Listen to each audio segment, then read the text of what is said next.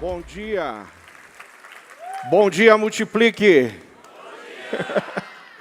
Não tem nada mais precioso de que chegar nesse final de ano, estamos já no final do ano, e terminar no Multiplique. Multiplique, as coisas acontecem aqui. A gente acerta acordos de novas parcerias missionárias nesses corredores. O palco ele enche o nosso coração de entusiasmo, de encorajamento, mas nos corredores a gente conhece pessoas, conhece missionários, projetos missionários, e a gente sai daqui alinhavando coisas que Deus quer fazer através de nós. E esse evento é, sem sombra de dúvida, um evento que está no nosso coração. Eu quero saber quem que está aqui, que participou de todos os Multipliques até agora. Levanta a sua mão. Fala, pastor, eu estou lá desde 2014, 10 anos, né? Lá em Curitiba, quando nós tivemos o primeiro Multiplique organizado pela Junta de Missões Nacionais, um tempo precioso, uma memória que está aqui, afetiva, no coração da gente. E eu não podia deixar, eu fui desafiado. Tirou o meu crachá. Faça no RH depois. Acho que é meu último Multiplique. Queridos, até me perdi onde eu estava falando. Quando a gente entende que o mover de Deus, ele acontece de tantas formas, quando a gente começa a conhecer e ouvir as realidades, quando a gente é abençoado como a gente foi aqui, tem um livro na Bíblia que tem acompanhado a Igreja Multiplicadora, que é o livro de Atos, é um referencial muito forte para a Igreja Multiplicadora, e eu fui pego de surpresa. Pastor Roberto Silvado era para estar ministrando aqui, oramos por ele, e aí a liderança pediu para que eu estivesse aqui. Então, durante esses 2 dias, eu tive que preparar esse trabalho. No ano passado, quando eu vim aqui falar no Multiplique, eu acho que eu trabalhei uns 2 meses a minha palavra. E eu via, eu lia e relia, e imaginava e pensava. E esse aqui, em 2 dias, o Senhor teve que me trazer à memória coisas no coração que era importante. Privilégio para mim estar aqui mais uma vez. Responsabilidade aqui, em nome do pastor Silvado, Roberto Silvado, meu mentor, meu pastor, meu líder, que é tão importante na minha história. 18, quase 19 anos ao lado do pastor Roberto. Eu aprendi muita coisa e continuo aprendendo. O livro de Atos, ele tem algum ensinamento importante para a gente. Eu vou trabalhar o livro de Atos até o teclado começar a tocar. Eu não vou olhar no relógio. A hora que o teclado começar a tocar, a gente parte para o final, faz uma conclusão. Pastor Fernando, pode ser assim? O livro de Atos começa com o capítulo 1, e ele está registrando o que está acontecendo ali. A igreja do Senhor Jesus, ela tem uma geografia. A geografia dela é Jerusalém. E ali em Jerusalém, aonde Cristo foi morto, a igreja ela está dando os seus primeiros passos. Aonde Cristo ressuscitou, aonde os seguidores de Jesus viram Jesus ascender, subir aos céus. O capítulo 1, ele vai lembrar isso, ele vai mostrar os discípulos ali no preparo para plantar, iniciar o plantio das primeiras igrejas. Isso está acontecendo ali. Quando a gente vai, já no capítulo 1, nós temos ali uma porção da grande comissão que diz: e recebereis poder quando o Espírito Santo de Deus descer sobre vós, e vocês vão ser testemunhas em Jerusalém, em toda a Judéia, Samaria e até os confins da terra, Brasil. Atos capítulo 2, ele vai trazer a essência do movimento do cristianismo, que é o derramamento do Espírito Santo. Texto importantíssimo na nossa história, fato importantíssimo na nossa história é o derramamento do Espírito, porque é o Espírito de Deus que faz com que as promessas sejam cumpridas. É o Espírito Santo de Deus que faz a movimentação chamada igreja acontecer. Capítulo 3, acontece uma cura. Bom, o cristianismo já está acostumado com cura, quando essa cura do capítulo 3 acontece. Só que a cura do capítulo 3 agora não está protagonizada por Jesus.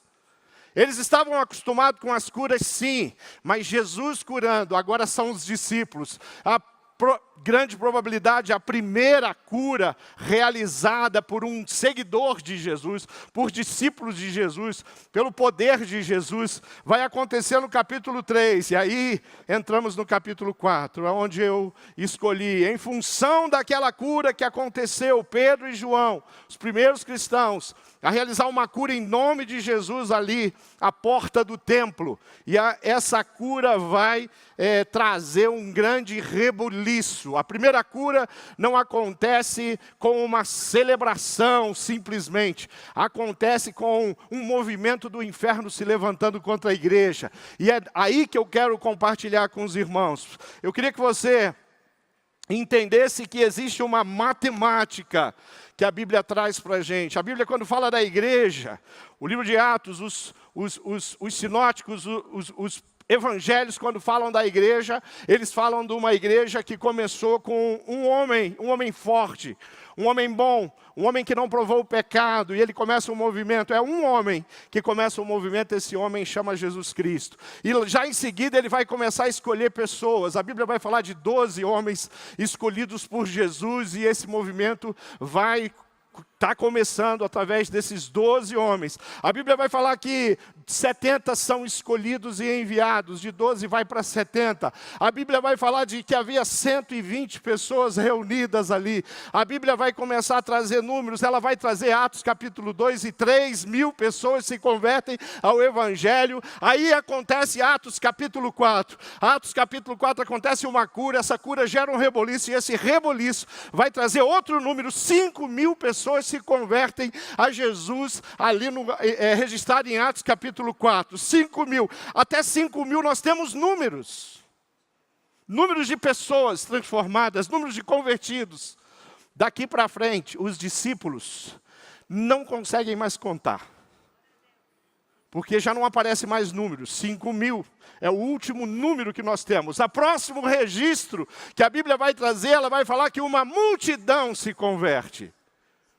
A Bíblia, o livro de Atos vai continuar, e ele vai falar que os gentios também, eles estão se entregando ao Senhor Jesus. Eles viram que esse negócio é bacana, é bom, e eles simplesmente se entregam a Jesus, e o movimento sai de Jerusalém, e o movimento agora está fora de Jerusalém. Agora sim a Samaria, agora sim a Judéia, agora sim os confins da terra, ele está acontecendo. Então nós vemos uma matemática do céu acontecer. A Bíblia diz que sacerdotes, líderes religiosos, líderes do judaísmo, estão se entregando ao Evangelho, a Cristo Jesus, abandonando uma história, abandonando uma rotina, abandonando indumentárias para seguir a Jesus, para pegar uma capa, colocar no seu ombro e sair pregando o Evangelho e levando a palavra de Deus por todos os lados. E eu queria, na história de Atos capítulo 4, que você tirasse algumas lições para você. Eu queria ler esse trecho e dizer para você que líderes inabaláveis, discípulos de Jesus são inabaláveis, e discípulos e líderes inabaláveis, eles não são neutralizados por nenhuma sorte de ataque. Aqui está a prova que esses discípulos nos mostram. Atos capítulo 4, versículo 1 diz: enquanto Pedro e João falavam ao povo, chegavam os sacerdotes e capitão da guarda do templo e os saduceus. Eles estavam muito perturbados porque os apóstolos estavam ensinando o povo e proclamando em Jesus a ressurreição dos mortos. Agarraram Pedro e João, e como já estavam anoitecendo, os colocaram na prisão até o dia seguinte. Mas muitos dos que tinham ouvido a mensagem creram, chegando o número dos homens que creram a perto de 5.000. No dia seguinte, as autoridades, os líderes religiosos, os mestres da lei, reuniram-se em Jerusalém. Estavam ali Anás, sumo sacerdote, bem como Caifás, João Alexandre e todos os que eram da família do sumo sacerdote. Queridos, aqueles discípulos estavam tão convictos e decididos a irem em frente, que pouco importava as ameaças que eles estavam recebendo. Inabaláveis. Você consegue enxergar isso? O verdadeiro evangelho sempre causou incômodo. Ele continua causando incômodo. O Evangelho não causa incômodo no encontro, no multiplique, onde os nossos corações são de Jesus, onde nós estamos aqui aquecidos, querendo ver uma movimentação ainda maior do que aquela que a gente viu, mas lá fora, saindo daqui, indo para a cidade, o Evangelho gera incômodo. Ele está gerando incômodo nas escolas, nas faculdades, ele está gerando incômodo nas estruturas governamentais do nosso país. O Evangelho faz isso desde o seu primeiro dia, anunciado. Mas isso não constrange Pedro e João. Eles não estão preocupados quantas pessoas são contra aquilo que eles estão pregando. Eles não são preocupados, como diz aí o pessoal do Ministério Carcerário, sabe, os presos falam da tranca, eles não estão preocupados com a tranca, em serem presos. Eles estão entusiasmados, porque aquilo que eles viram Jesus fazer, agora eles também estão fazendo.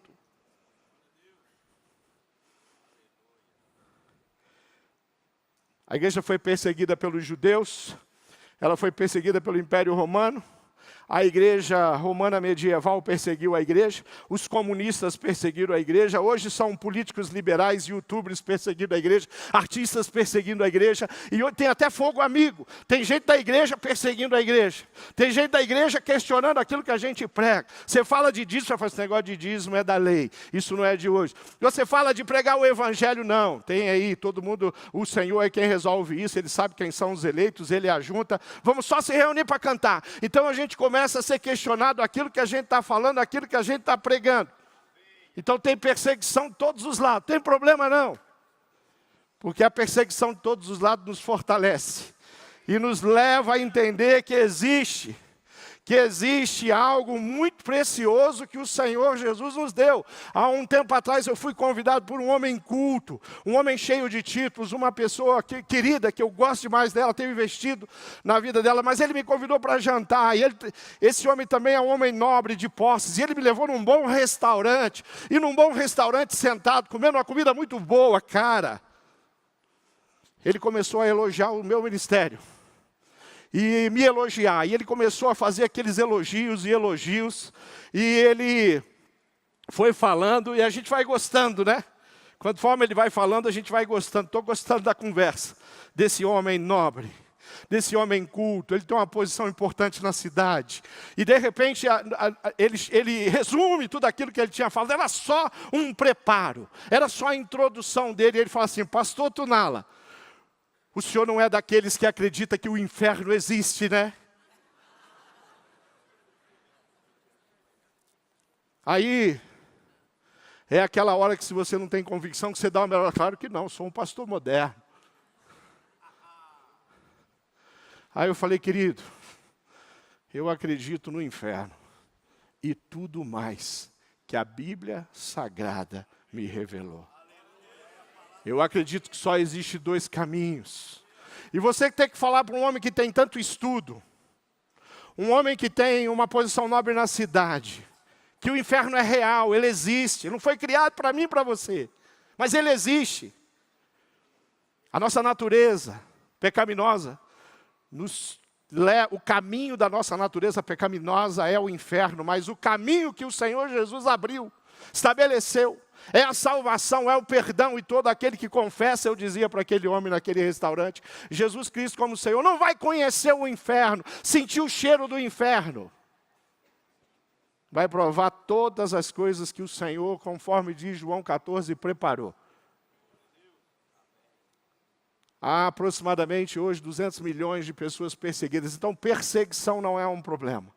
Fogo amigo não é um problema. Quando nós temos convicção daquilo que fomos chamados, o que está impedindo você de anunciar o Evangelho? O que está impedindo o seu ministério de acontecer, de evoluir? O que está impedindo você de ter um ministério, uma liderança relevante na sua igreja, que envolve pessoas, discípulos de Jesus, que estão com as mãos sujas do ministério e estão na cidade proclamando e alcançando, levando pessoas para os lares, sentados no sofá, sofá, ouvindo a palavra de Deus, compartilhando a semana, orando uns pelos outros, aprendendo, sendo discipulado e sendo desafiado a fazer discípulo da maneira bíblica, como nós sabemos, a receita está aqui. Quem é que está impedindo? É a sua família, a empresa onde você trabalha, que ela tem te dado tantas tarefas e ela tem te elogiado tanto, e você está empolgado nessa empresa porque eles te reconhecem, e aí você foi seduzido por isso, e você pode ser essa pessoa nobre, reconhecida dentro da empresa onde você trabalha, mas você é aquele que faz discípulos em todos os lugares. Você se esqueceu disso? A sua vida profissional está atrapalhando você a ser alguém que de fato produz, que é frutífero? Será que é a empresa que você trabalha? Será que o sistema político? Será que todas aquelas postagens que vão contra aquilo que a gente acredita? O Instagram às vezes é infernal, às vezes é uma bênção. O Instagram está recebendo as imagens do Multiplique, as pessoas estão contando testemunhos, mas às vezes o Instagram vem com flechas, e às vezes a pessoa que está botando um dardo em cima de você tem um título de pastor, e é um pastor famoso, e ele questiona a tua sombra. O que está impedindo você? O que fez de você dar um passo para trás? Então a gente precisa olhar para essa história de Pedro e João e falar: esses caras tinham tudo para retirar aquilo que eles fizeram, pedir perdão por ter curado um paralítico. Mas eles não fazem isso não.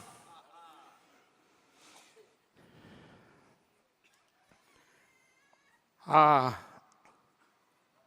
igreja do Senhor Jesus, assim como o Senhor Jesus, sofre todas essas coisas. O Sinédrio acusou Jesus, mentiu a respeito dele, comprou com 30 moedas Judas para que pudesse trair ele. Cristo, ele foi confrontado em tudo aquilo que ele cria, em tudo aquilo que ele pregava, mas a mensagem dele prevalece até hoje, continua prevalecendo até que ele volte. E no dia a dia, liderando os pequenos grupos, liderando a movimentação de relacionamentos discipuladores intencionais, os inabaláveis, eles vencem crises dentro da sua própria igreja, membros. Se nós pegássemos o tempo que nós administramos as crises internas, às vezes que nós temos, e dedicássemos isso à pregação do Evangelho, à estratégia do cuidado de pessoas, a igreja ia crescer muito mais. Faz parte, às vezes, da liderança administrarmos isso, mas as crises que nós temos, as questões, as traições, às vezes, que você como pastor recebeu, não pode parar você. Porque não parou o cristianismo, apesar de um daqueles que estava ali naquele multiplique que Jesus fez com os seus discípulos, eles estavam ali juntos, de repente um se levanta e vem de Jesus. Não, vamos parar com isso, não tem mais como prosseguir. A gente não pode confiar nem nos nossos, nem nos discípulos nós podemos confiar. Será que a difamação foi algo que parou você, e você hoje não tem a alegria, a paixão que a gente tem visto no coração de tantos pastores no Brasil, pastores de igreja grande, pastores de igreja pequena, missionários de grupos que estão começando, casas que abriram a porta, a primeira casa que abriu a porta para que o PGM acontecesse lá na sua cidade, no seu bairro? Será que a difamação fez você recuar? Será que a falta de recursos é o problema que você tem? Olha o que acontece ali. Olha o testemunho que nós ouvimos do pastor Ronaldo. Será que o pastor Ronaldo tem recursos bastante na conta da igreja para tocar os projetos? Será que ele tinha recursos? Será que os recursos financeiros é a chancela daquilo que nós ouvimos aqui, do testemunho de uma cidadezinha que não está no Oriente, é no Brasil. É Jordânia do Brasil, não do Oriente. Será que o esgotamento físico não está impedindo você de multiplicar o número de discípulos na cidade, o número de discípulos no bairro, o número de discípulos na igreja? Será que o esgotamento emocional, quem é aqui que é pastor fala: nunca sofri um estresse pastoral, nunca tive um esgotamento físico ou emocional? Será que tem um pastor presente aqui que nunca dobrou de joelho e falou seriamente, francamente, com verdade no coração para Deus: Deus, é isso mesmo? Eu sou chamado, mesmo eu me confundi, porque está complicado. Porque pastorear, liderar, ser missionário lá com um povo que nem é o teu, que nem fala a tua língua, ou que não come a comida que você comeu a sua vida inteira, agora está comendo uma comida diferente? Será que está lá? Será que é só dias de encorajamento, de emoção, de alegria, de testemunhos lindos para contar? Não, os testemunhos lindos são frutos da nossa persistência, da nossa coragem, da nossa ousadia, que mesmo quando alguma coisa está tentando aprisionar, como aconteceu com aqueles dois, e quando eles são aprisionados, eles estão lá, e quando eles se apresentam, e eles vão falar sobre o que aconteceu, eles não vão se defender, e quando eles vão falar de Jesus, eles não vão falar assim, ó, a culpa é de Jesus, ou eles estão falando, não, nós somos muito bons, nós temos muita fé e nós oramos. Eles vão falar da pedra angular. Eles vão falar de quem curou, de quem restaurou. Eles são conduzidos pela ação poderosa do Espírito Santo de Deus. Eu acho que no meu ministério, algumas vezes, talvez não tão conscientemente, eu devo ter tratado ou falado para o Espírito assim, Espírito, fica tranquilo, deixa comigo. Tem pastor aqui que já agiu e fez desse jeito. Espírito, pode confiar em mim, deixa comigo, pode descansar. Tira uns dias de folga. Vai para Caldas Novas.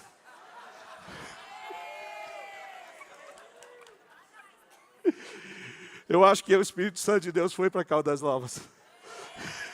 Atos 4, capítulo 7. Mandaram trazer Pedro e João diante deles e começaram a interrogá-los. Agora eles vão amarelar, agora a coisa vai, eles vão resolver essa questão. Com que poder ou em nome de quem vocês fizeram isso?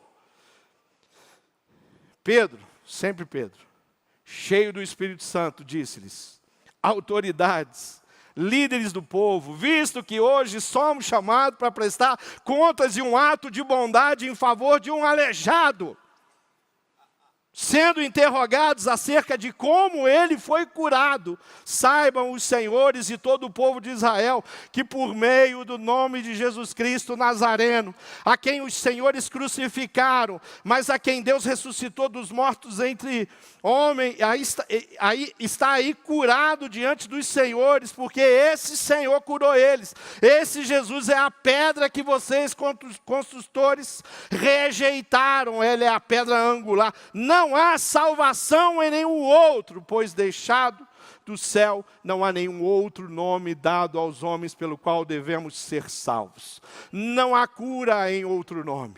Não há salvação em outro nome. Não há restauração em outro nome. Nós não pregamos um evangelho em qualquer outro nome para surtir o efeito de ver famílias restauradas, para poder ouvir a história do nosso querido policial militar que com a sua família testemunhou. Nós temos que entender que por trás daquele testemunho tem o Espírito de Deus. Por trás daquele testemunho tem um nome. E é nome sobre todo nome. E é nome que fez com que Pedro e João provassem a cadeia, que Paulo vivesse numa, de tempo em tempo. Nós viajamos para congressos, eu tenho viajado junto com os pastores para falar, para difundir a igreja multiplicadora, a gente fica em hotel. Mas Paulo, quando ia pregar, ficava na prisão. Aí quando saía da prisão, ele conseguia ir no palco do Multiplique para pregar. Aí voltava para a prisão. Bom, se eles não desistiram, quem é você para desistir? De casa em casa, proclamando relacionamentos intencionais, proclamando a multiplicação de discípulos, proclamando a comunhão da igreja do Senhor Jesus. Tenho pregado e tenho falado que um pequeno grupo, ele é tremendo. Quando ele honra o nome do Senhor Jesus, quando há amor genuíno entre aquela família, cumpre papéis que a família de sangue, a família mononuclear às vezes não está conseguindo cumprir, mas ele cumpre. Às vezes as pessoas que têm o mesmo sobrenome que aquele irmão, esqueceram do aniversário, mas o pequeno grupo não esquece. Talvez a família dele de sangue não se reuniu com um bolo e uma vela, Samara. Mas o pequeno grupo canta parabéns com vela. Aí essa comunhão perfeita, orando um pelos outros, esse cuidado mútuo, recebe um visitante. Quando o visitante chega e ele olha esse ambiente, ele fala, é aqui que eu quero ficar.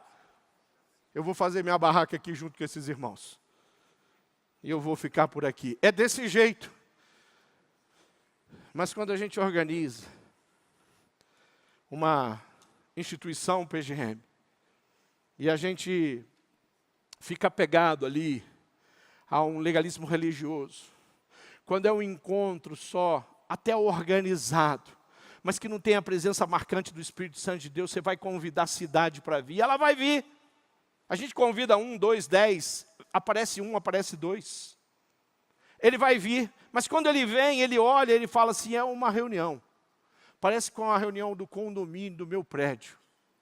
Tem uma pessoa que está liderando, que organiza a reunião. Mas quando ele encontra um ambiente de amor, quando ele encontra uma família que se conhece, quando ele encontra, e ele vê que aquelas pessoas, elas sabem tudo delas, sabe quem ficou doente, quem não ficou doente, quem vai viajar, quem não vai viajar, sabe dos filhos, sabe dos relacionamentos conjugais, onde naquele ambiente as pessoas começam a contar as histórias de transformação, de mudança de comportamento na sua própria vida, porque aquele pequeno grupo, aquele grupo de irmãos, aquele cara que está do lado ali, que é o discipulador dele, fez mudanças importantes e significativas na história dele. A multiplicação de discípulo está acontecendo. Nós temos que nos desapegar. Nós temos uma história linda. A década de 60 é linda na história dos batistas. Tem muitas décadas lindas, mas a década de 60 tem marcos. Tem aquele marco do Jesus Cristo, é a única esperança. A década de 60 é bacana, mas esse pessoal que está aí na cidade em 2024, em 2025, eles não são da década de 60. Então talvez não seja bem o hino da década de 60 que eles precisam cantar. Eles precisam cantar um cântico novo. Eles precisam entender e nós precisamos colocar a nossa doutrina, o nosso ensinamento, aquilo que nós acreditamos nas canções e ensinar para eles cantarem essas canções. Essas pessoas vão ter dificuldades se o formato do pequeno grupo em 2025 é um formato da maneira como nós nos reunimos em 1960. Talvez eles vão ter dificuldade, eles não vão conseguir entender. Mas a essência, a paixão, o coração de 2025 é o mesmo daquela geração batista de 2060 que falou, nós vamos dobrar o número de batistas no Brasil, e dobraram. Pedro não disse para aqueles homens que ele era o cara, ele era a pedra. Ele disse que Jesus era o cara. Jesus era a pedra. Ele disse e afirmou em alto e bom tom, em nenhum outro há cura para um coxo. Em nenhum outro há restauração. Em nenhum outro há metanoia, mudança de comportamento, mudança de vida. Ele falou, é Jesus. E no RI, no RD, no PGM, Jesus é a nossa referência, Ele é a nossa fonte, o Espírito Santo é aquele que faz as coisas acontecer. Quando você começar uma reunião de pequeno grupo na sua igreja, quando o líder que você está treinando, pastor, você que é líder de pequeno grupo, começar a reunião do PGM, certifique-se de uma coisa, a liderança desse encontro está nas mãos do Espírito Santo de Deus. Porque se tiver, aquele encontro não vai ser mais um encontro. Não é um encontro de batistas. É simplesmente o encontro onde a presença de Deus toma conta. Vidas vão ser transformadas, milagres vão acontecer. Olha quantos milagres nós já ouvimos aqui nesse Multiplique. Olha quantas coisas lindas, queridos. Líderes inabaláveis, discípulos inabaláveis, são capacitados e chancelados através do poder do Espírito Santo de Deus. Não tem outro jeito. Atos vai continuar no versículo 13, diz, vendo a coragem de Pedro e de João, percebendo que eram homens comuns e sem instrução, ficaram admirados e reconheceram que eles haviam estado com Jesus e como podiam ver ali com eles o homem que fora curado. Nada podia dizer contra eles. Eles estavam ali falando a respeito do que eles estão falando. Os homens não estão conseguindo entender. Aí eles olham para o homem e falam assim, não precisa olhar para a gente não. Olha para o aleijado, que não é mais aleijado. Olha para o coxo, que a vida inteira esteve ali pedindo esmola. E aí você vai entender do que nós estamos falando. Olha para ele que é a nossa inspiração. Uma vida transformada. E a nossa motivação para enfrentar o cárcere, a prisão. Vão nos condenar? Vão nos matar? Legal. Mas vão nos matar diante das testemunhas, diante da testemunha que foi restaurada e curada. É uma ousadia que nós temos que nos inspirar. Assim ordenaram que se retirassem do sinédrio e começaram a discutir, perguntando: que faremos com esses homens? Todos os que moram em Jerusalém sabem que eles realizam um milagre notório que não podemos negar. Todavia, para impedir que isso se espalhe ainda mais entre o povo, precisamos adverti-los de que não falem mais com ninguém sobre esse nome. Por favor, pare de contar essa história. Como é que para de contar essa história? Será que é a oportunidade de ser preso? Bom, os discípulos foram presos, eles não foram presos simplesmente. Eles foram mortos porque eles não pararam de contar as histórias. Eles morreram de todas as formas. A criatividade do Império Romano para matar. A criatividade da própria religião judaica para dar ideias de como matar. Eles morreram contando as coisas que eles viram e ouviram. Alguém está correndo risco de morte essa semana por pregar o Evangelho aqui no Multiplique, você que está aqui. Alguém fala assim: domingo vai ter culto, eu vou pregar a palavra de Deus, o Evangelho. Lá no culto eu quero contar algumas coisas que eu ouvi no Multiplique, mas eu sei que pode ser que no final vai ter lá policiais que vão me algemar e vão me levar para a cadeia, porque eu estou pregando o Evangelho. Tem irmãos nossos que estão vivendo isso, mas nós não estamos. Então nós vivemos a liberdade de pregar o Evangelho. A liberdade de entrar em casas para nos reunirmos como povo de Deus e família de Deus. A liberdade para entrar na casa de pessoas que ainda nem tomaram a decisão com Cristo. E nós vamos fazer um PGM na casa de uma pessoa que não entendeu ainda. A ficha dela ainda não caiu, está caindo. Ela ainda não entendeu que Cristo é tudo. Ela está começando a desconfiar que é uma possibilidade para a vida dela. A mensagem está começando a assimilar. Mas o PGM já está sendo realizado na casa dela. Porque ela foi uma visitante, falou: olha, se vocês puderem ir na minha casa. E quando alguém convida o PGM para ir para casa, quando um não crente convida o PGM para ir para a sua casa, sabe o que ele quer? Ele quer bênção. Ele quer que o povo de Deus vá lá para abençoar a casa dele. E sabe o que a gente descobriu ao longo do tempo? Que quando nós vamos à casa de alguém, nós abençoamos mesmo. É verdade. Isso aqui não tem nada a ver com mística do cristianismo. Tem a ver com poder. Tem a ver com o amor de Deus sendo pregado. Uma sala onde o amor de Deus é compartilhado, onde pessoas são tocadas. Pedro e João responderam: julguem os senhores mesmo se é justo aos olhos de Deus obedecer aos senhores ou obedecer a Jesus, pois não podemos deixar de falar do que vimos e do que ouvimos. Olha que coisa extraordinária. Jesus cura. Aonde estão os curados de Jesus? No ministério da igreja local, lá onde você ministra. Jesus liberta. Onde estão os libertos? Quando você encontrar um homem que está encarcerado pela bebida na cidade, você tem que falar com ele. Você precisa ir lá no pequeno grupo, na minha casa. Você precisa ir lá na igreja, porque eu vou fazer uma fila de homens que já foram dominados pela bebida e hoje eles não são mais dominados pela bebida. Homens que foram dominados pelo álcool, pela droga, mas eles não são mais drogaditos. Eles estão transformados, eles fazem parte do coral da Cristolândia agora. Eles cantam com tanta alegria. Se Jesus cura, mostre para a cidade, apresente para a cidade as pessoas que Ele curou, no seu pequeno grupo, na sua igreja. Se Jesus liberta, pega todos os libertos, que aqui inclui todos nós, e nós vamos começar a contar como que Jesus nos libertou. E a cidade encarcerada vai entender isso aqui, e uma multidão. Sabe qual parte que eu gosto do livro de Atos? Tem uma cidade chamada Lido. E quando vem aquela matemática do céu, aqueles números todos, fala da multidão, fala disso, aí chega em 2 cidades, e naquelas 2 cidades a Bíblia diz que todas as pessoas da cidade se renderam aos pés de Jesus.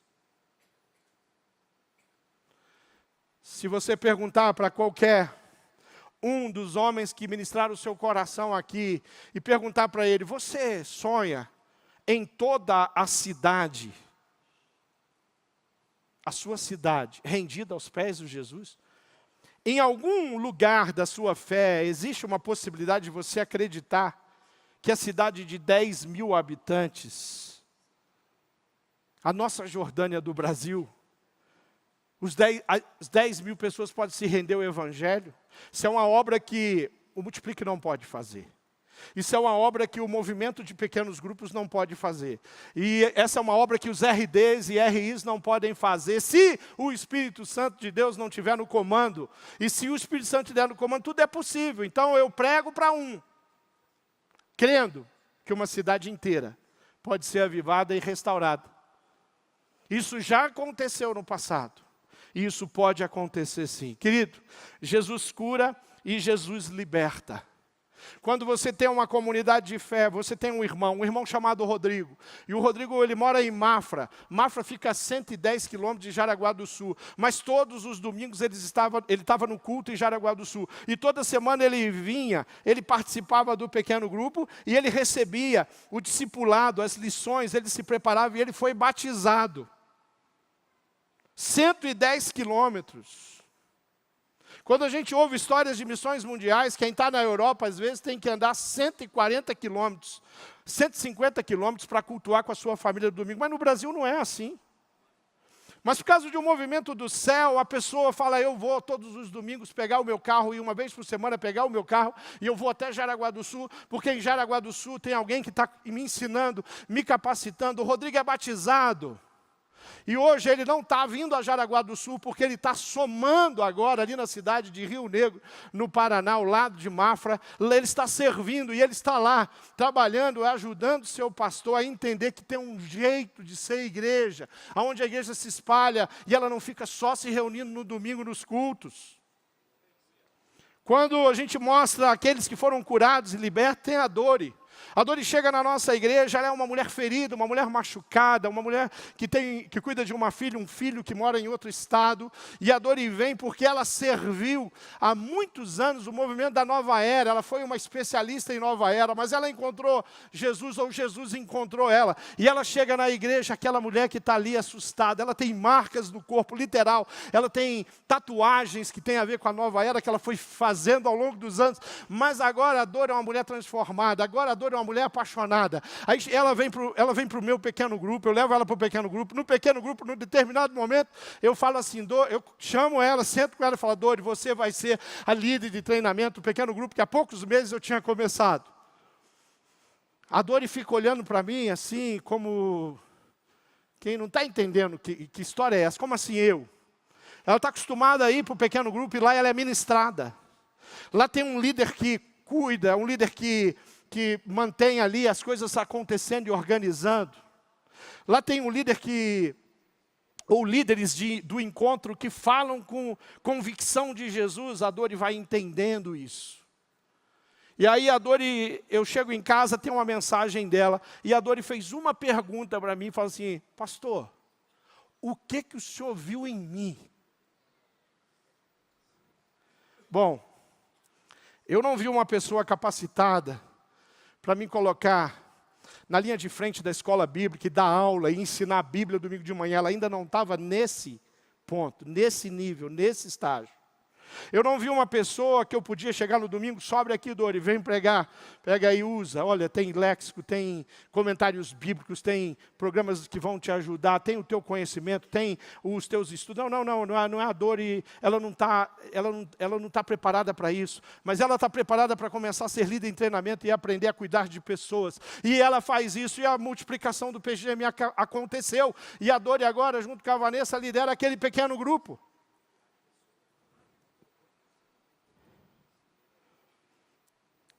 Os milagres de Jesus envolvem hoje uma missionária dos batistas brasileiros. A Lu está aí, cadê Lu? Fica de pé onde você está. A Lu, em 2022, era uma filha da igreja afastada. Posso contar isso aqui, Lu? Você conta para todo mundo, né? Uma filha da igreja afastada. Uma pessoa que cresceu na igreja, mas tinha perdido a alegria. Ela tinha perdido aquele entendimento. E ela tem uma experiência profunda com Jesus. E ela volta com garra. Era uma espécie de desigrejada até 2022. Agora é missionária dos batistas brasileiros, teve no Vila Minha Pátria e voltou para Jaraguá, está sendo preparada e vai para a Itália. Iniciando o processo com missões mundiais. Por quê? Porque o Senhor Jesus é aquele que cura, liberta, restaura, renova. Ele consegue reintegrar as pessoas. O Senhor Jesus é aquele que não esquece dos sonhos que ele tinha para essa filha dos batistas, que nasce numa casa, num lar, numa igreja batista, cresce. A cura, a restauração, os milagres, é um homem já maduro. Ele tem 56 anos de idade. Ele é crente há muitos anos. E aí nós começamos um movimento lindo, com o Seminário do Sul. Os nossos primeiros seminaristas, cadê o Lucas? Está por aí, em algum lugar.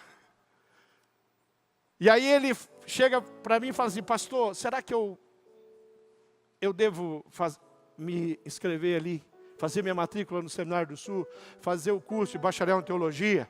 Eu já estou velho. Quem tem aí em torno de 56 anos, levanta a mão. 55 anos, 54, acima de 50, levanta a mão. Ele era da sua geração. Aí ele falou: pastor, eu já estou velho. Eu falei: que conversa é essa, rapaz? Corra e faça a sua matrícula e comece a estudar. Porque se Deus te chamou para ser um líder na igreja, um pastor, não é a idade que vai atrapalhar e impedir. O ministério do avivalista do país de Gales durou 2 anos. Em 2 anos, 100 mil almas foram levantadas no país de Gales para Jesus. Eu acho que Deus vai te dar mais de 2 anos. Então não é a sua idade. Está caminhando já para o término. Ano que vem tem formatura desse servo. E eu estive na casa dele há pouco tempo, desafiando ele, porque nós já temos um grupo de pequenos grupos num bairro que é distante. Estamos com 3 pequenos grupos e eu falei para ele: eu quero que você supervisione aqueles pequenos grupos. E eu quero que você faça prosperar aqueles pequenos grupos. E daqueles 3 pequenos grupos, eu quero que você faça 10 pequenos grupos. E quando você chegar perto de 10 pequenos grupos, nós vamos plantar a igreja do Senhor Jesus. E o primeiro culto vai ter 100 pessoas naquele culto. E ele falou assim: pastor, conta comigo. Nós vamos plantar a igreja. 3 de Rio do Sul, 3 de Rio do Norte. Vai ter uma igreja batista. Jaraguá do Sul é uma cidade linda. Uma cidade próspera. Uma cidade que o índice de violência é baixíssimo. Pleno emprego. Muitas vagas que não conseguem ser preenchidas. É uma realidade diferente. Por causa do número de indústria que tem em Jaraguá do Sul. Mas a igreja histórica não combina com a cidade. Ela é desse tamanho. Ela é pequenininha. Tem 2 igrejas batistas, 200 mil habitantes. 2 igrejas batistas. O alvo que eu tenho compartilhado com a liderança é 10 igrejas batistas plantadas pela nossa igreja. Nós vamos avançar. Terça-feira eu tenho uma reunião. Começamos em Pomerode, uma cidade linda. Quem não foi a Pomerode, vá. Quem teve em Gramado aqui, levanta a mão. Gramado é lindo, né? Maravilhoso. Vá a Pomerode. Pomerode é uma cidade muito especial. Mas não tem obra batista lá em Pomerode. Aliás, tem muito poucos da igreja histórica naquele lugar. Mas em março eu comecei um treinamento lá com um grupo de irmãos. E de março para cá a gente fez aí pelo menos uns 8 encontros de treinamento de igreja multiplicadora. E 3 pequenos grupos já estão funcionando lá. E agora, dia 9 de dezembro, tem a assembleia na Vida Nova. E na assembleia nós vamos aprovar mais uma congregação. E os cultos já começaram, porque o movimento de igreja multiplicadora, ele não consegue alcançar a chegar ao tempo da assembleia, porque as coisas começam a acontecer, vidas começam a ser restauradas, pessoas começam a se converter, pequenos grupos começam a se abrir, e não dá tempo nem de chegar na assembleia. E quando chega na assembleia, os irmãos, em vez de levantar a mão para aprovar, eles começam a glorificar. Porque a obra que nós temos para fazer, ela tem que ser desse jeito. Nós não podemos simplesmente nos dobrar às dificuldades e às limitações, porque aqueles 2 discípulos não se dobraram à prisão, não se dobraram ao poder de morte que o Sinédrio tinha sobre a vida deles. 3 anos de uma família trabalhando. Nós temos 10 projetos missionários. Nós não tínhamos um seminarista 3 anos atrás. Um. Como é que você sonha plantar 10 pequenos grupos? Você não tem uma pessoa sendo formada, sendo capacitada. Mas, pastor Diogo Carvalho, meu mentor, me ajuda. Fala com o Brandão, fala com o Seminário do Sul, nós montamos uma parceria. Nós não tínhamos um, hoje nós temos 20 missionários. Mais 4 que vão entrar, mais 3 que vão entrar de Pomerode agora, alunos novos na faculdade. Nós estamos plantando uma igreja, vamos começar com 3 seminaristas. Uma igreja que não sabia o que era fazer viagem missionária. Pastor Silvani, outro mentor, está sentado ali, que me ajuda com missões. Abre as portas da IBB. E um grupo de irmãos da Vida Nova vai para a Amazônia. Irmãos que nunca fizeram uma viagem missionária na vida, a primeira já vai para a Amazônia, já entra no barco, já navega Solimões, navega Rio Negro. Depois nós fazemos isso de novo. Esse ano, nós fomos com 30, todos da Vida Nova, todos de Jaraguá do Sul, da nossa região. Já está marcado, 22 a 28 de maio, nós estamos na Amazônia de novo. 5 irmãos vão para Angola, no projeto Pamose. Influenciados pelo meu mentor, Silvani. A missionária está organizando, já está em contato com o pessoal da Cristolândia, porque vai uma equipe da Vida Nova para São Paulo, para conhecer, para ver, para entender como é que se tira pessoas da rua. Porque lá em Jaraguá do Sul, até tem pouca gente na rua. Cristolândia, Jaraguá, norte catarinense. Queridos, nós temos uma igreja em Guaramirim, 57 anos, uma igreja batista ordenada, mas ela chegou ao ponto que já não tinha como ser mais igreja batista. Ela quase fecha as portas, mas vira uma congregação, anos se passam. Agosto do ano passado, nós começamos um movimento de evolução. Se você for lá, você não tem mais uma igreja que está com mofada, com as paredes sujas, ela foi toda pintada. Tem cadeiras novas, a cadeira que estava lá era uma cadeira branca, branquinha, e você sentava nela e você passava o culto inteiro preocupado, porque você sentia que ela estava cedendo. Agora não tem mais. As crianças sofriam, porque Jaraguá do Sul é uma cidade extrema. No inverno nós chegamos aí 6, 7, 10 graus. E no verão nós vamos a 43 de sensação térmica. É um vale, Jaraguá do Sul, tem 2 rios enormes que passam pela cidade. É quente, Jaraguá do Sul. E as crianças estavam lá, 3 ou 4, mas estavam lá. E elas suavam, coitadinhas, mas todas as salas têm ar-condicionado. Aquela igreja não tem dinheiro para colocar os ar-condicionados, mas nós colocamos os ar-condicionados. Nós compramos a cadeira. E mais, tem um pastor de tempo integral, pastor Flávio. Chegar o pastor Flávio e falar assim: pastor Flávio, eu sei que você é concursado, funcionário da prefeitura de Jaraguá do Sul, mas vem ser feliz, abandona isso aí, vem para cá, tempo integral. Ele vai lá e dá baixa, tenta um acordo de pegar uma licença. Mas a prefeitura de Jaraguá do Sul não dá uma licença, a não ser que você tenha alguém na sua casa, doente, que precisa que você esteja lá, ele vai te dar uma licença de 2 anos. E o pastor Flávio volta e fala assim: pastor Tunala, não deu certo, eles não aceitaram, eles não fazem um acordo, eles não vão me afastar por 2 anos.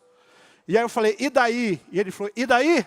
Que eu vou pedir a minha baixa, é só o senhor me dar a coordenada, a liderança da igreja me dá a coordenada, e hoje o pastor Flávio está de tempo integral. E eu gostei muito da palavra que eu ouvi aqui, a igreja às vezes não tem o recurso para poder dar os passos, mas ela dá, e o Senhor abençoa. Rogério me liga, nosso secretário do estado de Santa Catarina, e fala: Tonala, tem uma igreja fechada, se você topar, e o Edson topar, nós vamos nos unir, nós vamos reabrir aquela igreja. A igreja foi reaberta, tem pastor lá. E quando ele falou, eu olhei o orçamento de missões, eu falei: Jesus, não cabe reabrir uma igreja e pagar salário de um pastor em Biguaçu. Mas a igreja do Senhor Jesus não vive de recursos financeiros. E a igreja de Biguaçu está lá funcionando, ela foi reaberta.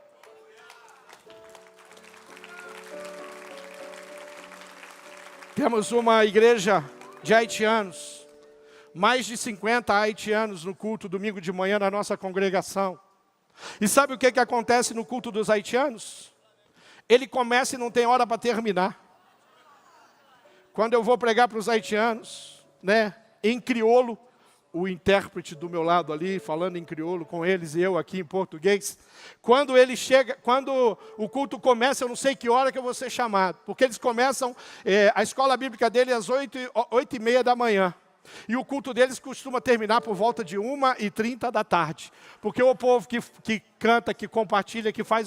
É uma doideira, os haitianos estão lá. E sabe o que aconteceu? Nós ordenamos o pastor Hilton, o segundo haitiano ordenado pela Ordem dos Pastores Batistas do Brasil, no estado de Santa Catarina. Agora nós temos o pastor Hilton, 2 ordenações que foi possível acontecer. Nosso projeto social. São 21 guerreiros. E lá no endereço da nossa igreja, não se oferece 1 quilinho de arroz para ninguém. Um produto de higiene pessoal, nada. Porque no sábado as equipes saem e elas vão até as casas. Aí tem palavra, tem a leitura da palavra, tem a oração, tem um compartilhar. As famílias falam e a mesa, os alimentos, e o produto de higiene pessoal, e o produto de limpeza é colocado sobre a mesa. Nós acreditamos e nós estamos numa região que não tem a miséria extrema. Jaraguá do Sul não tem a miséria extrema. A miséria que nós encontramos em Jaraguá do Sul, ela está no coração de homens, que são até milionários alguns, que são bilionários, porque tem muitos bilionários na nossa cidade, por causa da VEG, por causa da MOL, por causa das Duas Rodas, por causa das grandes corporações que estão lá. Mas nós encontramos famílias que chegaram de outros cantos do Brasil à busca de emprego. E eles chegam. Eles fizeram um movimento muito forte, lá no norte, no nordeste, compraram a passagem de avião e foram para o sul. E eles não têm sofá, eles não têm cama, eles não têm nada. Eles chegam lá e eles conseguem emprego, mas eles vão levar 1 mês, mais ou menos, para receber o seu primeiro emprego. E a igreja que às vezes vai lá para colocar o alimento na mesa dele, porque cadê os nordestinos aí? Cadê os nortistas? Povo corajoso, sai do sertão e vai para o sul, com a passagem que conseguiu, às vezes de avião, às vezes de ônibus. E eles estão chegando. E eles estão se tornando membros. E eles estão trabalhando. Quando você vai no louvor, o povo do norte e do nordeste está lá. Está pregando, está ministrando. Sabe por quê? Porque eles, como eu, que sou estrangeiro naquela cidade, cheguei naquela cidade, fui recebido pelos alemães. E o poder de Deus é manifesto ali. Não tínhamos escola bíblica dominical, a igreja não tinha escola bíblica dominical, começamos, 2021, foi difícil, falei, esse negócio está difícil, parece que não vai. 2022, uma luz no fim do túnel. 2023, o ano da virada. A igreja tinha um culto às 7 horas no domingo, 7 horas da noite. O resto do dia, o alarme ligado, tudo trancado.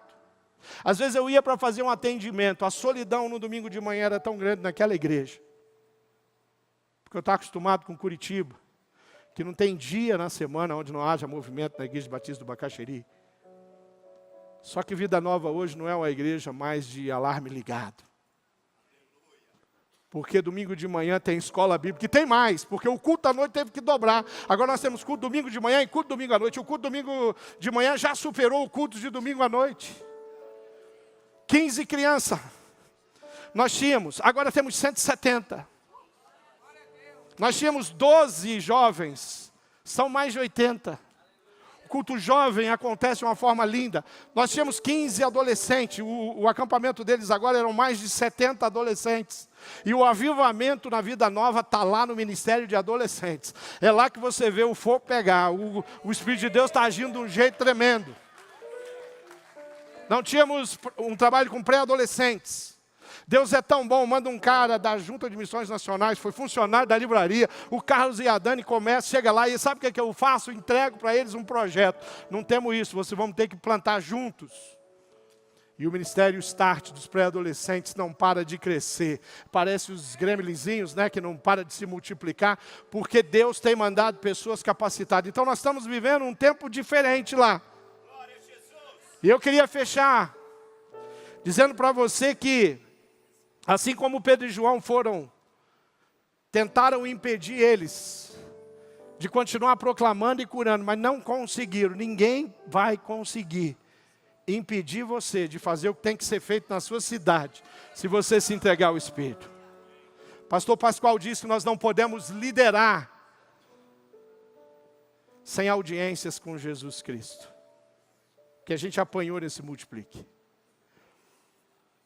Pastor Brandão, ele traz aquele planejamento estratégico dele de 2033. Planejamento do pastor Brandão, 2033, tem que ser o planejamento da minha igreja, da sua igreja. Nós temos que sonhar com todas aquelas coisas, uma por uma. Pastor Ronaldo, eu nunca vi tanta criatividade. Uma missão clara. Em Jordânia, eu tenho certeza que o membro sabe qual é o papel e a função dele.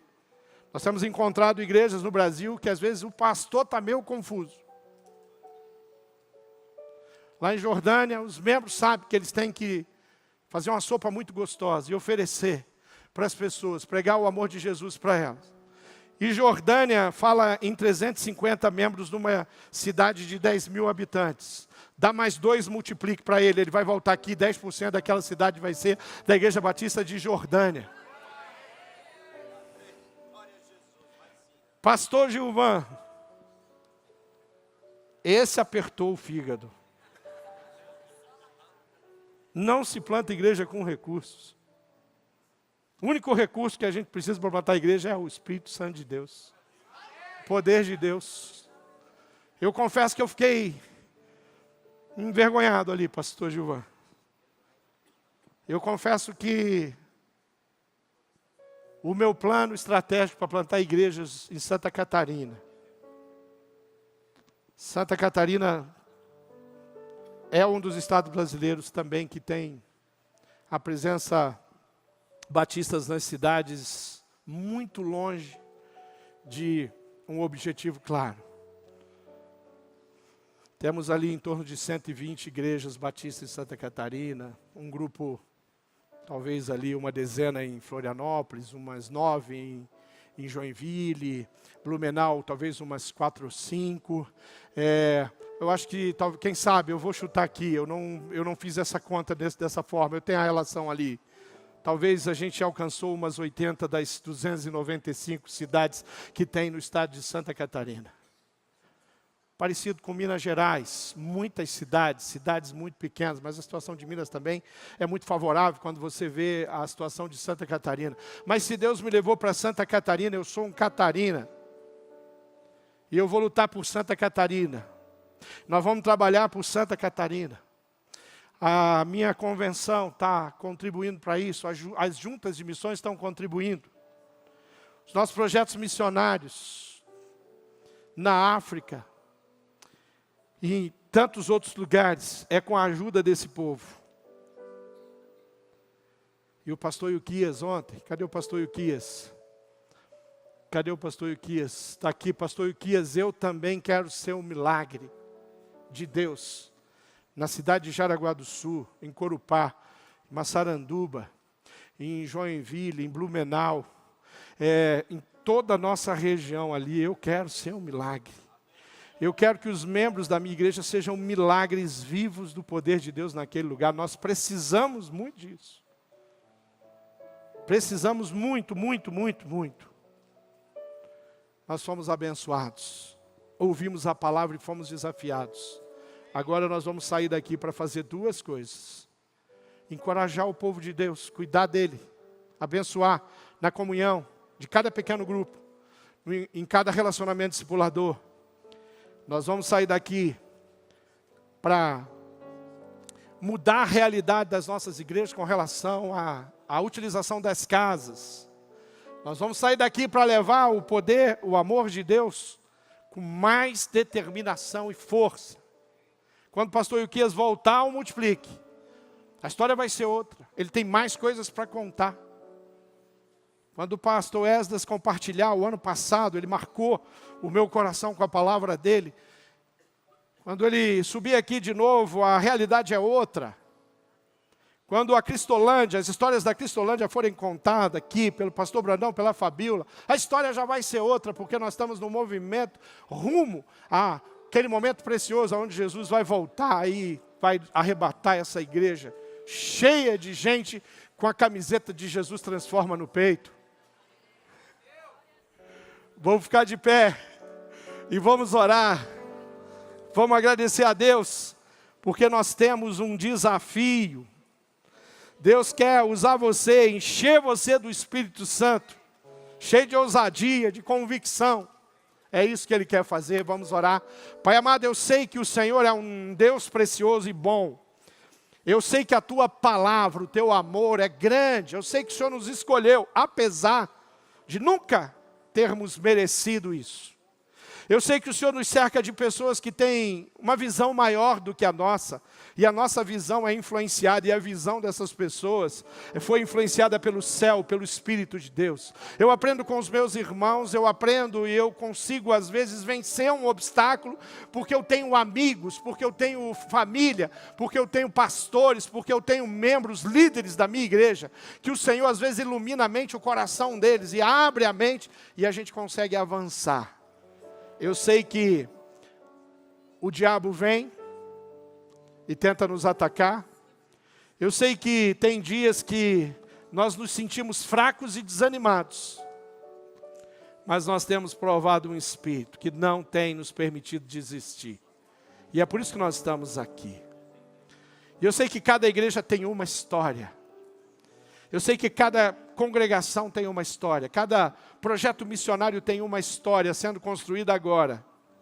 E tudo que nós queremos é a multiplicação das histórias, de forma que o reino de Deus prevaleça. Obrigado por poder fazer parte de um movimento onde eu não me sinto só, onde eu não estou perdido, liderando um projeto que é maior que eu, onde eu não me sinto desamparado, quando preciso de uma luz para sair de mais um obstáculo, para mudar mais uma realidade, para vencer mais um conflito, ou para ter uma resposta, para dizer com alto e bom som: nós servimos ao Deus Todo-Poderoso, e Ele está conosco, e nós vamos vencer. E nós oramos muito agradecidos, em nome de Jesus.